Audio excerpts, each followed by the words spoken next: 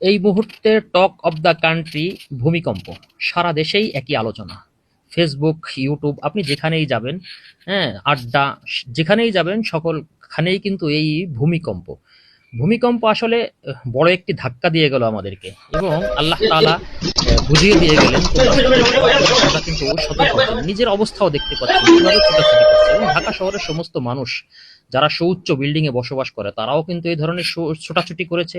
অনেকে আতঙ্কগ্রস্ত হয়ে পড়েছে, রাস্তায় নেমে এসেছে। এবং যারা বিল্ডিং এর একেবারে উঁচু তলায় বসবাস করে তারা কোনো কিছুই দিক বিদিক না পেয়ে কিন্তু এদিক ওদিক ছোটাছুটি না করে কিন্তু তারাও কিন্তু আতঙ্কগ্রস্ত এবং মৃত্যুর দুয়ার থেকে ফিরে এসেছে, এমনটি অনেকে মনে করছে। আসলে এই আলোচনা হওয়াটাই স্বাভাবিক। ঢাকা শহর যে অবস্থা, আমরা ঢাকা শহরে যে যত মানুষ বসবাস করে, বিশ্বের এত মানুষ কোনো একটি ক্যাপিটাল শহরে কিন্তু বসবাস করে না।